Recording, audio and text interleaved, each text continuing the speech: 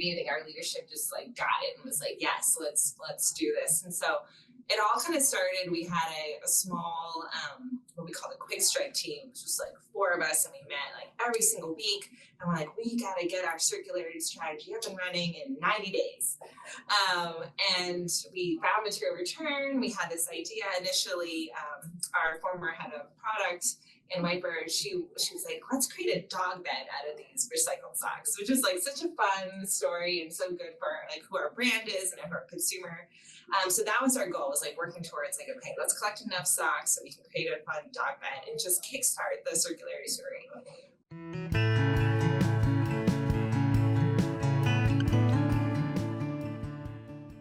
Hello and welcome back to the Outdoor Minimalist podcast. I'm your host, Meg Carney, and I'm an outdoor and environmental writer and author of the book, Outdoor Minimalist, Waste Less Hiking, Camping, and Backpacking. The Outdoor Minimalist podcast has the goal to give listeners actionable ways to waste less hiking, camping, backpacking, and more during every step of their process. Your impact outdoors starts long before you hit the trail and goes beyond leave no trace ethics. You'll learn how to identify sustainable outdoor brands, how to ask hard questions regarding sustainability, and begin to shift and evolve your mindset to integrate minimalism into all of your outdoor pursuits.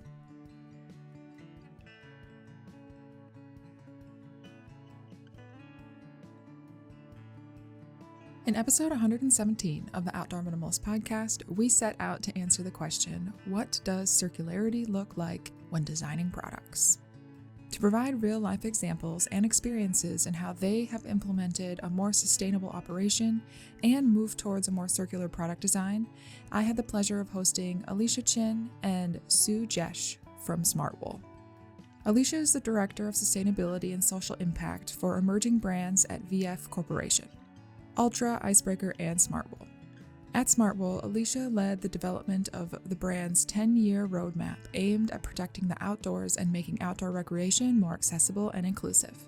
Before joining Smartwool, Alicia managed sustainability and social responsibility at Heineken USA and the NHL. Sue is the Global Director of Design at Smartwool and has been with the brand for nearly 15 years. Sue oversees Smartwool's product design team and brings the brand's creative expression to life through award-winning, industry-leading products designed to inspire transformative movements in the outdoors. Thank you both, Alicia and Sue, for joining me on the Outdoor Minimalist podcast today. I am stoked to have you both here to speak on a lot of different aspects of Smartwool's production. But before we jump in, I'd love for you both to introduce yourselves for the listeners. And then also if you could briefly explain how you first became interested in outdoor recreation and how it fits into your life right now. Okay, I'll go first. So, hello everyone. My name is Jesch, and I am the design director for Smartwool. I've been here 15 years. And as a design director, my job is really to inspire my design team to deliver amazing product design and engineered design to help our consumers stay outside longer and enjoy that time outdoors and not worry about the apparel that's on their back or the socks that are on their feet. So that's in a nutshell, my job. And how I came to be at Smartwool is kind of a funny story. I have been pretty much in the outdoor industry for about 30 years through my career. And I had always admired Smartwool's color and pattern when you go to trade shows. It's kind of amazing because before I started working here, I would be like, wow, I totally want to work for this company because they have so much color. And it was just a kind of an expression of who I am at the core, as Alicia will probably attest to. And I also really appreciated being gifted Smartwool. So as a skier and as a runner, it was something that I coveted when my then boyfriend, but now husband, gave me a pair of ski socks that I still have to this day. And I was like, holy cow, these are the best. And they're expensive when you're just starting out as a married couple. And so I really coveted them. And they also really helped me at that time. You're skiing in synthetic.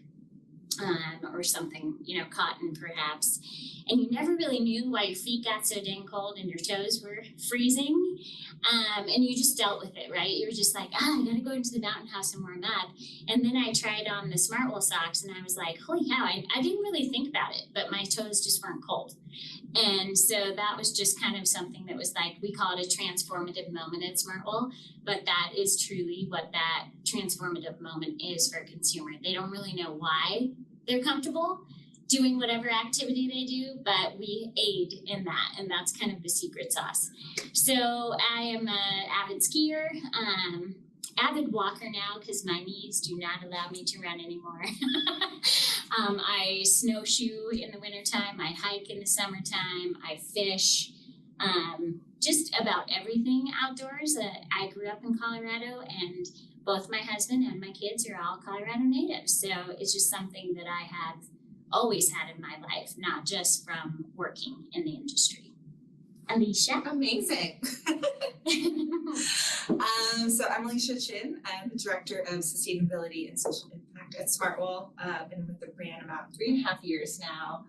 And yeah, I essentially help guide the company in terms of our vision for around sustainability, as well as DEI and community engagement.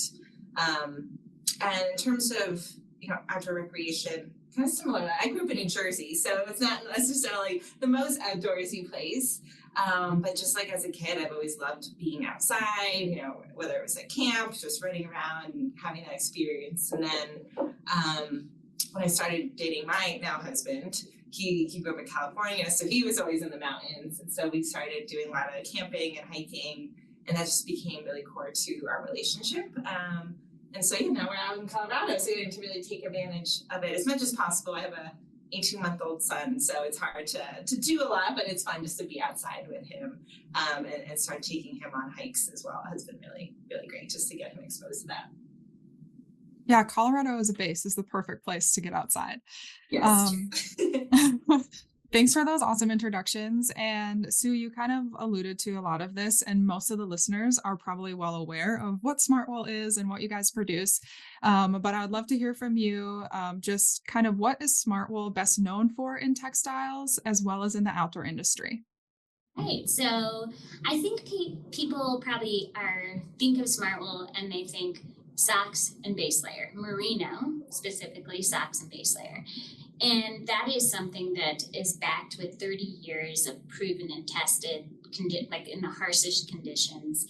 Our product, our authenticity, our mountain soul really helps provide consumers with that trust needed to invest in our products. But we are actually known for so much more, or we want, that's what we're aspiring to do. So beyond merino, base layer, and socks, we have a whole product line that is based in merino. And of course, we blend with other fibers. And the reason why we do that, it's always from a recycled fiber perspective, but it truly aids in the performance of merino. It actually helps from a weather protection standpoint, it helps with the thermal regulation properties of merino. It actually aids further in that for quick dry. So that's something merino is not known for.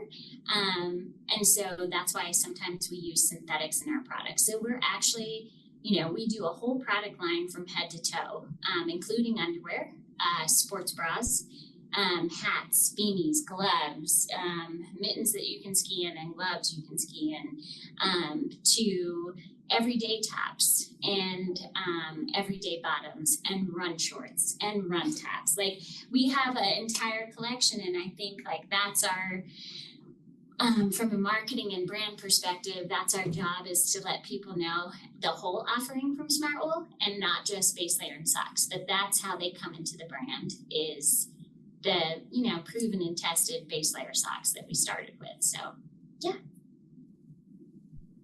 Yeah, I'll say that I am most familiar with the base layers and socks, but I was recently turned on to wool underwear, and I was I don't know if that will be nice, but it's really nice for outdoor recreation. It's so true. It is a yeah. game changer. It's so funny. The most gifted item, and I would say the one that drives the most business on our e-com channel, is the merino 150 boxer brief for guys.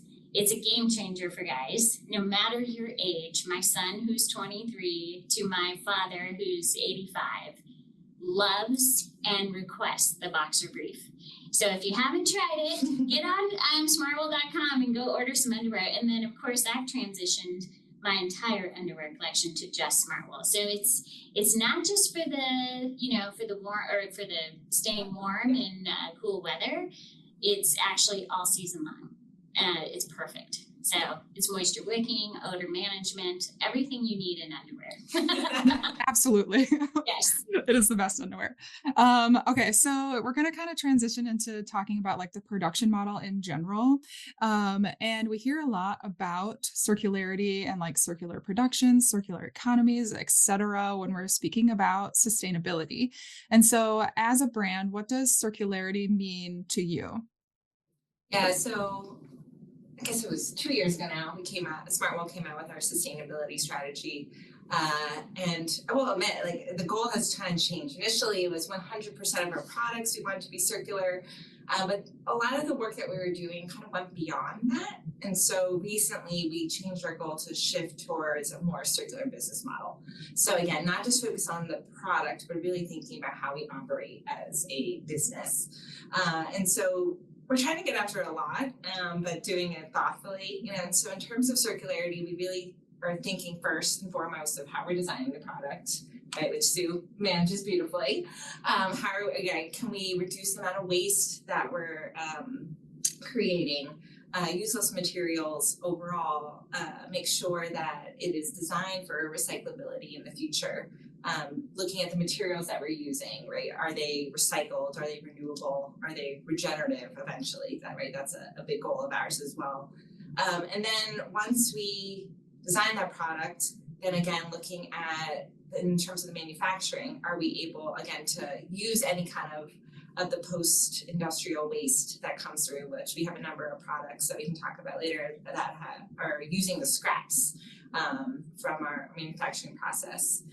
And then ultimately, once we sell the product, how are we offering our consumer opportunities to really make sure that that product lasts? So again, core to that design principle is durability, but making sure that we have opportunities for our consumer to resell, potentially do repair. And then ultimately what we've been focusing on right now is that recycle piece. Because, historically, we'll admit, like, our products, particularly our socks, have not been designed to be recycled.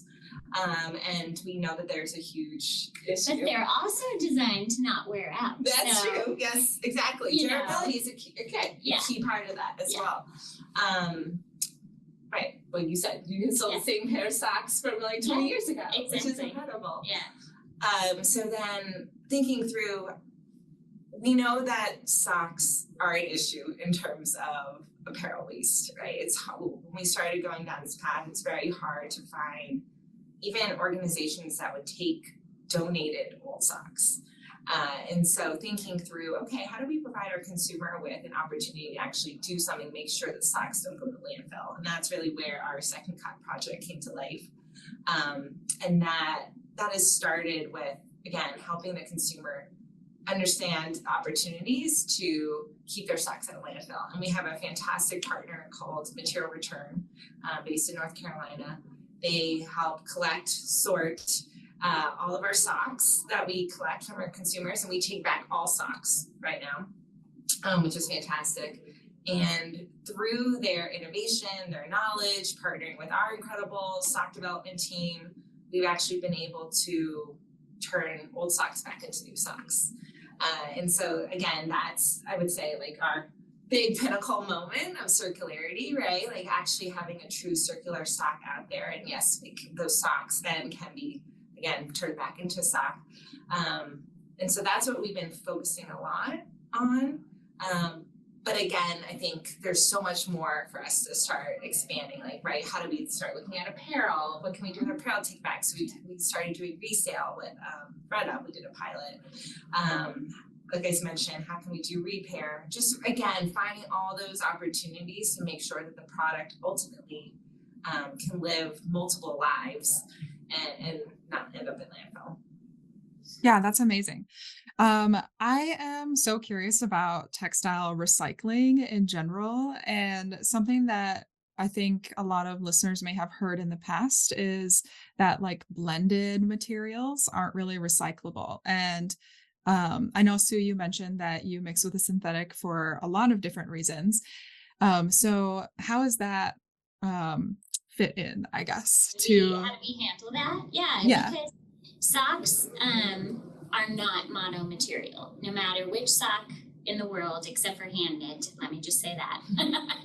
But all machine knit socks have a skeleton to it, and that skeleton is made up of nylon plate yarn and elastic, no matter who you talk to in the world, because that's what helps keep your sock up. It helps it function. And so when we go into this recycled material, working with material return, as Alicia mentioned, they have a system because we take back, again, anybody's socks. So they could be cotton, complete synthetics, and yes, our socks.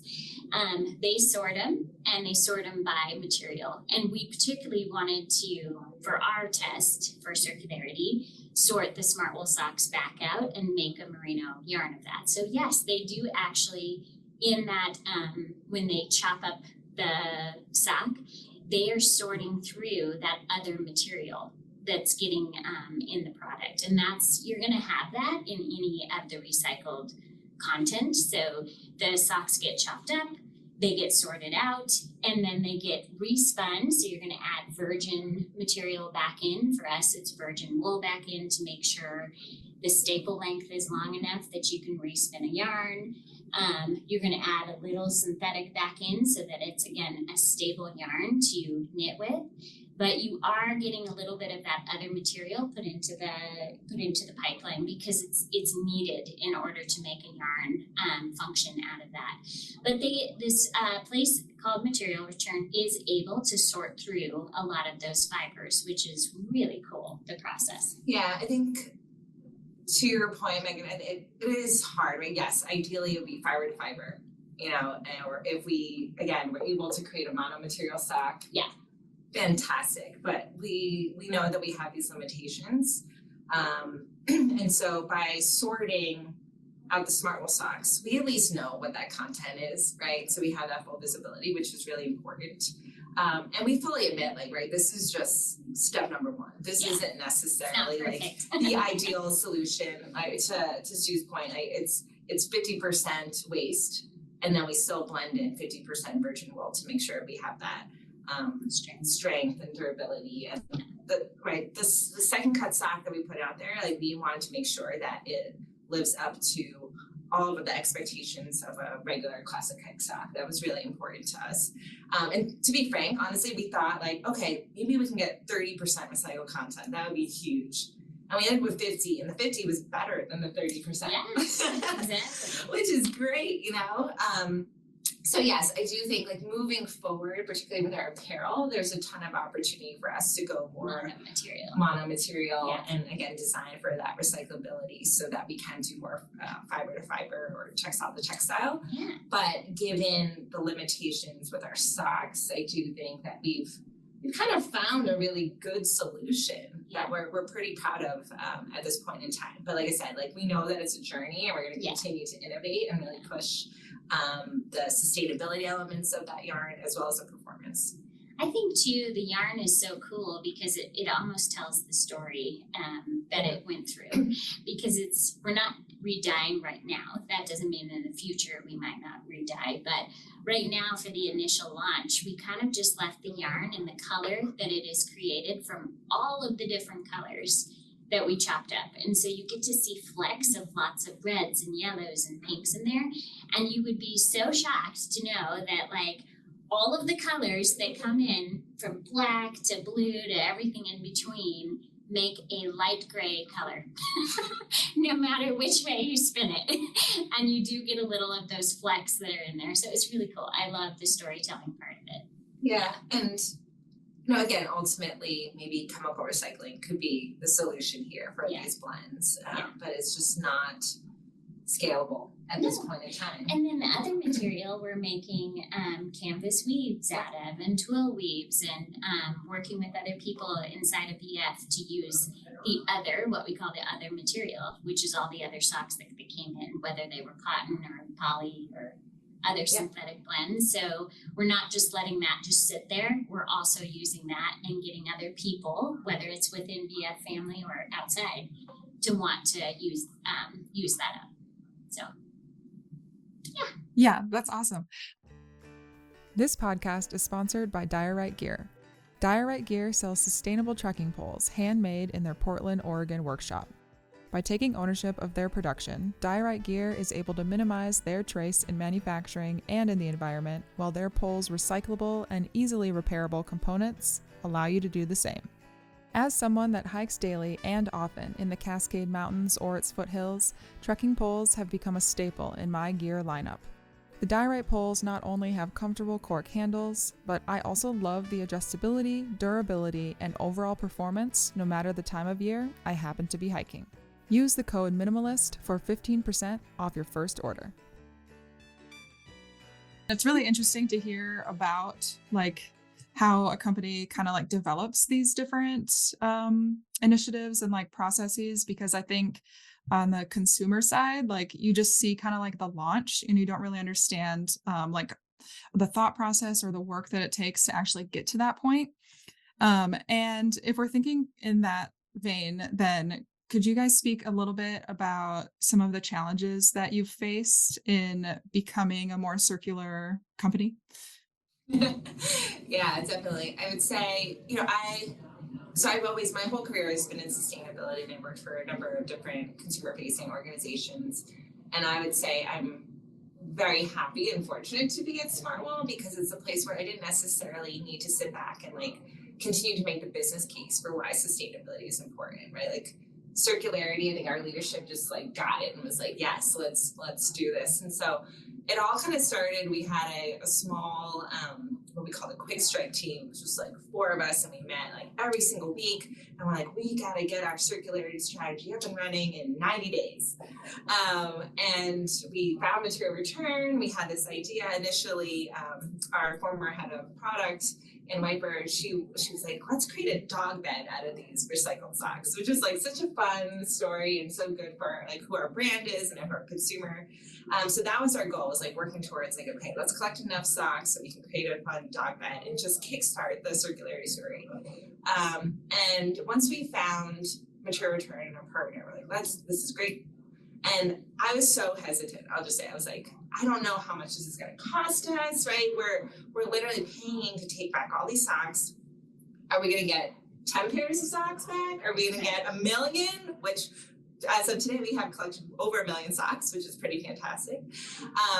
We also didn't know if you could really chop them up. Correct, yeah. And Anne took them home. Right. Remember this? Yes. Which is crazy. And she put them in her Cuisinart at home to just test the theory out. Can these be chopped up into enough of something that we can make something else with it? Yes. Which I thought was so funny. It's so fun. Yeah. So it was just, and I was going to our leadership team and being let's pilot, right? Let's take this slow. And I think many companies would be yes, let's prove it out. Let's see. And again, I give all credit to our head of marketing, Denise Anderson. She was why would we pilot? Let's go all in. This is huge. This is exactly what our consumer wants and needs. And this is a great way for our brand to stand out. So I say all that because selling the idea wasn't hard, thankfully. But in terms of challenges and going through it, we definitely had some learnings and some bumps in the road, right? In terms of, I said, we got the dog bed out. It was great and such a fun moment, but that wasn't the end goal, right? The end goal was to then turn it back into yarn. Yeah. And so there was a lot of trialing, a lot of testing and investment that went into that. But with staple length and making sure that it could be actually knit and not break. Delivered to our consumer's expectation, or any consumer's expectation of another product, to have the hand feel, the softness, not feel harsh next to skin. There's so many things that we had, trial and error. Trial and error. I mean, like I said, we're still going on that journey, right? We haven't we're not saying this is the perfect sock, we've nailed it, it's great. Like, I think, like I said, we're very proud of what we put out, but we know that we need to continue to do more because our ultimate goal is to bring this yarn more in line, right? So it's not going to just be one single sock. Now we're already planning our future seasons to take over a majority of our classic hike program, which is going to be great. And then eke into our kind of cozy cabin collection. And, so it's just, we have it completely mapped out of how it's going to impact the sock line, which is great. And then we are planning for the apparel side. So we already have huge steps working towards lots of different programs in apparel that are going to be from a circular yarn or fiber that I think will be really great. Yeah, but at the same time, cost is a huge thing for us. I mean, we are paying for all those socks to come in. And like I said, right, whatever we pay for in terms of the shipping, that's the same amount if someone's sending in 2 socks or 20 socks. So that does cost us a lot in terms of actually achieving it, but we do find it like it's very important for us as a brand to, again, give our consumer that option. How many socks have we taken back now? So I think over 1 million. Yeah, over 1 million socks, which is crazy. Yeah, that's amazing.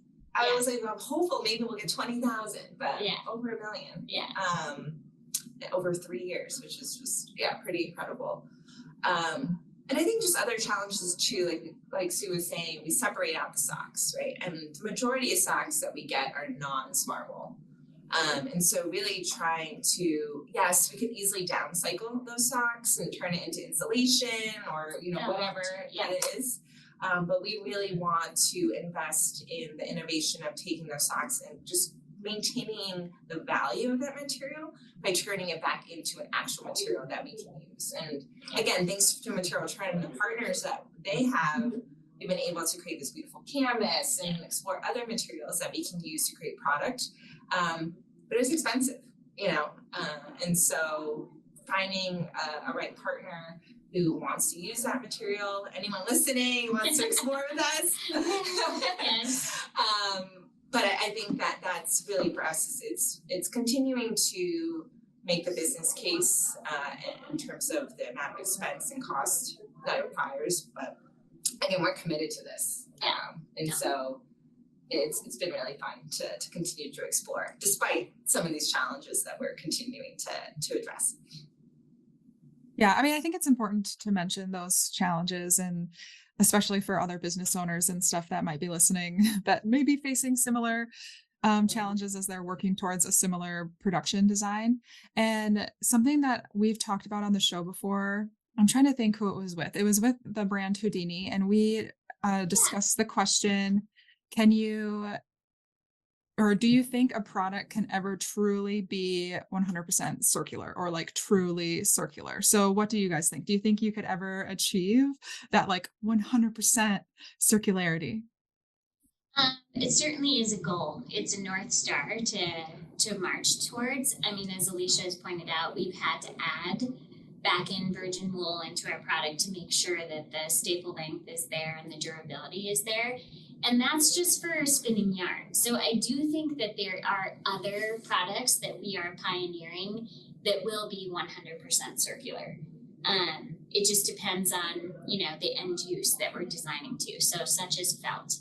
Felt, the 100%, that can be 100% circular because you're just chopping up all the fibers and making that. So it just, again, you just have to think about end use. Are we making a yarn or are we making a fabric? And how is this coming to life? And what is the consumer's expectation? Because you also have to live up to that, the durability side. So I think it's a North Star and we're working towards it. And we like to say here, progress, not perfection. Yeah. So, we got to make a stand. We got to start somewhere. So. Yeah. And again, I'm hopeful that, yes, we can have a circular product again with the technological advancement that hopefully will come. Right. Like, yes, you could see right with Circ and all those other fantastic chemical recycling services that are out there. Again, it just needs to be at scale. It needs to be affordable. Yeah. yeah, because sure, we can design $1,000 circular product, right? Think about when recycled stuff, it's like recycled nylon, recycled poly. When that was first starting, it was so not affordable to use. It was impossible. Like the vendors would upcharge significantly for that. And now you're starting to see all those prices level out. So I think it is a lot of cost has to line up to it too. Yeah, but it's good to hear that those things are becoming more accessible, I guess, like across the board, despite how large your brand may or may not be. And are there other initiatives or programs that are helping Smartwool kind of achieve those goals or even just become more climate positive? Yeah, so like I mentioned, in terms of how we're thinking about circularity, the inputs and the materials that we use are clearly a big important part of that. And so, as Sue mentioned, we're a merino wool brand, and wool, as well as many natural materials, have a pretty high carbon footprint associated with them. So the on-farm emissions from our wool account for about 50% of our carbon footprint for our socks. So again, that's really high. And so in terms of a natural material brand, like we know that in order to have an impact, we really need to focus on farm. And so we've actually partnered with our sister brand Icebreaker and Allbirds, along with our supplier New Zealand Merino, to create ZQRX, which is our regenerative agriculture wool platform. And so we launched that in 2021. And over the past 2 years, I've gotten over 500 growers to sign up and get on the road to regenerative. And what that means is through a lot of the investments that we've made, we're able to help them start to do regenerative practices like native vegetation, use more compost, but hopefully start to implement on-site renewable energy, like a lot of things like that could help improve soil health in order to, again, draw down and sequester carbon into the soil. And so that's a lot of what effort that we're doing as a brand, working very closely with our suppliers, which is great that we have that close relationship with our growers, because a lot of brands, I would say, don't have that visibility into their tier 4, and beyond that supply chain. But thankfully, we're able to we can name our suppliers by name, which is cool, and like go and visit the farm where our wool is grown. And so to really be able to have that relationship and start to invest again in them adopting these regenerative agriculture practices has been fantastic, and we're really excited.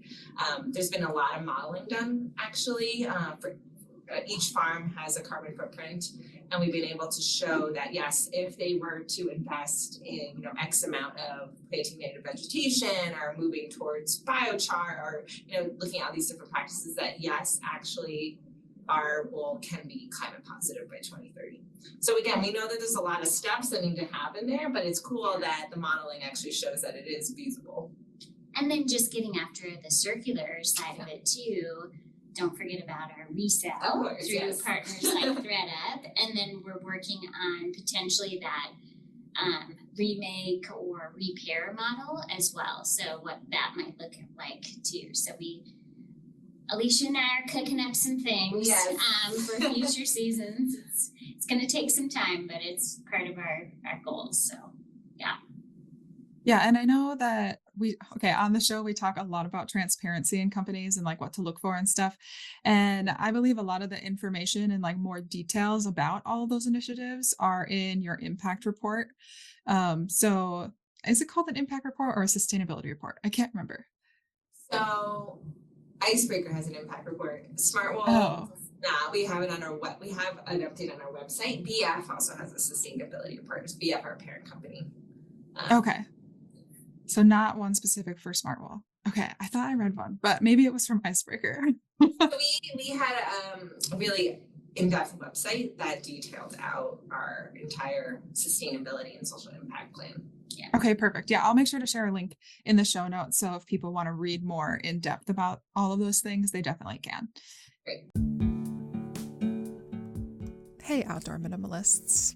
We explore a lot of topics ranging from the sustainability of wool or even the amount of stress that can be lifted by integrating minimalism into more aspects of our lives. But there's one topic request that has surpassed them all, and that is PFAS, or PFCs. You may be familiar with this term if you tuned into episode 111 of the Outdoor Minimalist podcast, where we heard from Donna Bruns and Martine Axelhead from Fjallraven. PFAS or PFCs, they're in essence what we call a forever chemical, and they make quite a few things easier. When it rains, it makes the rain kind of bubble up and zip off your garments, and so it keeps you dry, feeling dry. It is used to make something more durable. It is used to make something smoother and go faster, even in production. So it's used in a lot of things for durable and water repellents, but not limited to water repellents, but it's also dirt repellents. And these chemicals are input in so many different areas, not just in apparel or in production, but it is everywhere. And the more we understand that it's in so many places. And I think that's the biggest challenge that we all face. But that was only 1 hour-long episode, and that was only one company. And it still left me wondering, how is the outdoor industry as a whole tackling this problem? That's why our team set out to develop a new 10-part series titled Forever Chemicals. We set out to answer that question and many, many more. To do this, I sat down with countless experts from brands like Fjallraven and Outdoor Research, along with scientists, lawyers, and lawmakers that all have a stake in how PFAS is used and how it's now being eliminated. Over the course of 10 episodes, we investigate the origins, rise, and now phase out of the forever chemicals called PFAS, previously known as PFCs. With more companies beginning to understand the dangers of these commonly used chemicals, they're being phased out to keep up with new laws and to ensure company ethos align with their production. However, many of us as consumers may not know what they are or why we should even care about them. That's where we come in. We're here to be a direct line to all the people in and outside of the outdoor industry and to help everyone understand what PFAS are and why we should stop using them. So if you're wondering how we can make a difference in the fight against PFAS pollution and how we can keep the health of our planet and our communities on the forefront of product producers' minds, tune in to Forever Chemicals, coming March 2024. This production chooses to be an independent podcast to ensure that our message is unbiased and that we only present facts. While we're open to sponsorships when available, it's important that our values align and there are no expectations to conceal any information about their practices or to ask us to be less transparent. That's why we're asking you, our listeners, to consider donating to our GoFundMe to help fund this podcast series. Your donations will go towards general production efforts, time spent on interviews and research, audio editing and engineering, marketing campaigns, and public relations. As the host and creator of this show and Black-Footed Ferret Productions, it is my goal and mission to provide free and accessible information for all. If you're interested in donating, follow the link in the show notes. And thank you all for making this show a possibility. We talked a lot about materials and like different fibers and textiles that you guys use. But of course, I need to ask, is Smartwool ever going to be 100% made from natural fibers? And if they're not, why do you think they wouldn't be? Okay, I will take that. So our platform has never been 100% merino. That's just, it's not what we, our vision is really. Our vision is to equip that athlete in each one of us to be able to enjoy your time outside longer. And comfort is our massive platform. So with that, sometimes it's important to use synthetics like we talked about before, because we're trying to work and design for that end use of whoever that is that's going to use our product. So I don't want to say never, because we do have product in the line that is 100% merino or close to 100% natural, using some tencel and merino combined together. But it's not necessarily, I think, in our future to be 100% natural. We're making progress towards that. We might be using bio-based synthetics, natural-based synthetics mixed with merino, but we will always have that kind of end use associated to our products that's going to equip that consumer to be comfortable in the outdoors, with weather protection where they need it, or durability where they might need it more. And sometimes you need synthetics for that. You just do. I hope that answered your question. 100%. I kind of thought that's probably what you were going to say, but I know there's a lot of there's a lot of listeners that are very like anti all synthetics. And I can understand that to a degree, but also like performance wise, they seem so necessary. Yeah. But that's where recycled or bio-based comes in. So, and that is one thing that Smartwool 100% believes in, is not to use virgin synthetics. Like if we need to, we'll work on bio-based or we'll work on recycled as part of that. Awesome. I think that answers most of my questions about circularity in general and like a lot of your different programs, but are there any like last things that you would want listeners to know or that you just want to share? I do just want to share a couple other circular products that we've had in our line for quite some time, actually. So one of them is our insulation, which in our program we call Smart Loft. So it's our mid-layer insulation category. And we actually, I feel like it was like 5 or 7 years ago, we pioneered with our vendor in Vietnam to be able to say, hey, you know, a lot of people probably don't know this, but when you are making product with vendors, you actually get charged for the waste that is created along with the material that you're using. So let's say that, you know, you're making a base layer collection and the waste, I call it the cutting room floor. So the waste that's sitting on the floor, we actually get charged for that too. And we were like, well, we own the trash, so let's figure out what we're going to do with this. And our head of development, Paige Fink, had a brilliant idea of like, why don't we make that into the insulation, the batting that we're using for our Smart Loft? And that was way before we initiated any sort of circularity initiative with Smartwool. And so we created that, and we're one of the first companies that did that, and we still maintain that. And we can use the color. I mean, if we use synthetic, like transparent synthetic on the outside, you'd be able to see like all the colors that are created from our Merino 250 base layer program is sitting on your chest as part of the insulation. And then our fleece program. So we have a Hudson Trail fleece program that, while it's not circular as far as Smartwool's product, it is circular as far as how the product is made. So that vendor has always created, they go shopping across the globe to Goodwills and all of that kind of stuff. They gather all these sweaters back, they sort them into color, and then we have created our fleece from those sweaters. So they get chopped up and they create little color wads that we are like, okay, this will be the color for the season. And they're never consistent because let's call it the supply chain of sweaters that are coming in changes slightly. And I thought that was always cool. And that was pre any circular initiatives, but it was something important for Smartwool because it was like, oh, even better. So those are recycled sweaters that make your fleece, which is interesting.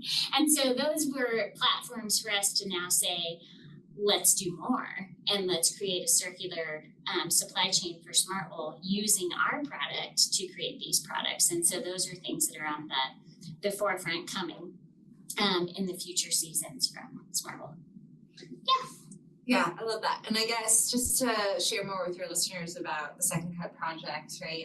So there's 2 ways that you can send in your used socks. Right now we have a always on take back bag on smartwool.com that you can get and send your stocks to us. And then every April around Earth Day, we do a retail in-store take back program. We actually had REI join last year, which was fantastic, but it's typically with specialty retailers, and we have the full list on our website. So if you are starting to do spring cleaning in March, hold on to those socks and definitely send them our way in April. But yeah, I think it's just like a really fantastic opportunity for us to, again, make sure that those are staying out of landfill and being put to some really cool, innovative products. Yes, and don't forget about ThreadUp. Oh, yes. So if you want to if you want to get the next base layer and you're like, there's nothing wrong with this one, but I kind of want to get the next one that's coming out, send your old base layer, whatever it is from Smartwool from an apparel perspective, to ThreadUp, and you can resell it on there, which is cool. Yeah, exactly. Yeah, that's amazing. I love all of those initiatives, and I'll be sure to share links to all of that on your website. So if people want to check out the second cut resale options, and visit smartwool.com, as well as all of your social medias. But with that, I just want to thank both you, Alicia and Sue, for taking the time to explain all of the amazing initiatives and programs upcoming and in the past from Smartwool. Thank you, Megan. It was fun. Thanks for listening. And if you like what you hear, let me know. Leave a review and be sure to subscribe so you never miss an episode. You can find us on Instagram at outdoor.minimalist.book, on YouTube, or subscribe to our weekly newsletter at theoutdoorminimalist.com. For even more updates, other educational resources, and to help build an outdoor community with the shared goal to create a better outdoor space as we recreate.